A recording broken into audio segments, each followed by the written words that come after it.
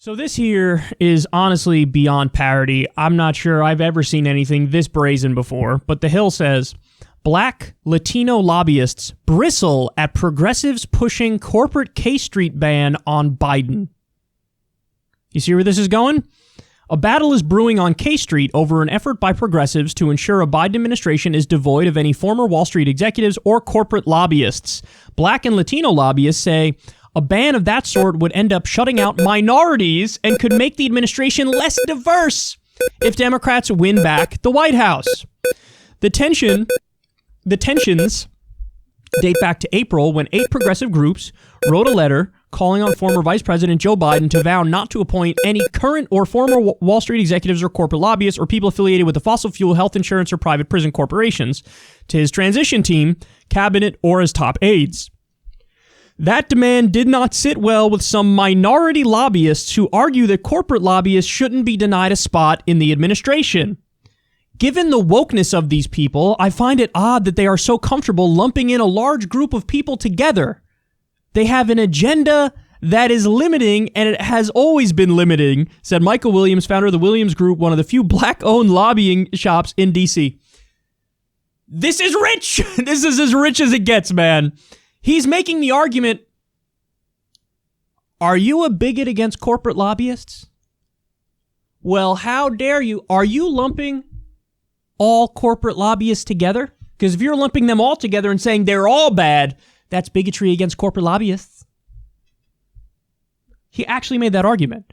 Given the wokeness of these people, I find it odd they are so comfortable lumping in a large group of people together. He's saying, how dare you be bigoted towards all corporate lobbyists? You're going to ban them all from the administration? Seems wrong. What? Amazing. Guys, no, here's why I love this article more than anything. Because this is what we've been telling you for years now is the logical end result of this corporatist neoliberalification of identity politics. That sounded very clunky, but you get the point. This is what happens when you have neoliberal corporatists saying, okay, we need to try to find a way to out-left the left.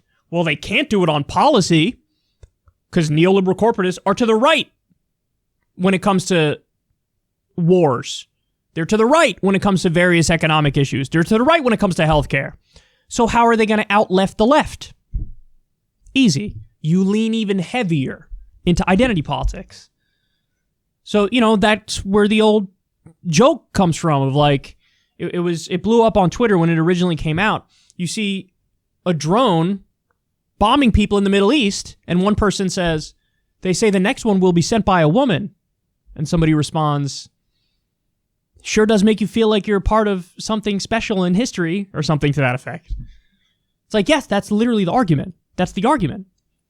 And they're saying it. How dare you want to ban corporate lobbyists from the administration because the corporate lobbyists could be really diverse. So I guess you're against diversity. I guess you want fewer minorities in the administration. That's the argument they're making.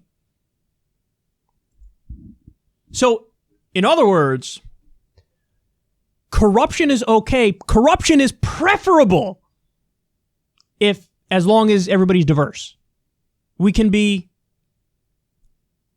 corrupt together while being woke and diverse. That's okay. See, of course this was going to happen. And so then what they'll do is they'll turn around, and he already did it. They'll turn around and look at people like me, look at Justice Democrats and the other groups that called for this ban, and they'll say, bigot, racist. I mean, it's so absurd that it seems like a parody, but no, this is real. This article's real. It's real as a heart attack. What I need everybody to understand is this is how low they're willing to go. So to anybody who's on the left, especially elected leaders on the left, understand what you're up against. Because they're going to be immensely dishonest. They're going to be incredible smear merchants to meet their policy ends. And so what drives me crazy is yes, the establishment and the neoliberal corporatists, they have solidarity all day long with each other. That's why Pelosi just endorsed Joe Kennedy over Ed Markey. They have solidarity with each other, but the left doesn't. The left likes to eat each other alive. Right or wrong? It's exactly right. You think we have a prayer in hell against these people if we don't have solidarity with each other? All we got is each other, and all we got is the people and the policies on our side. That's all we got.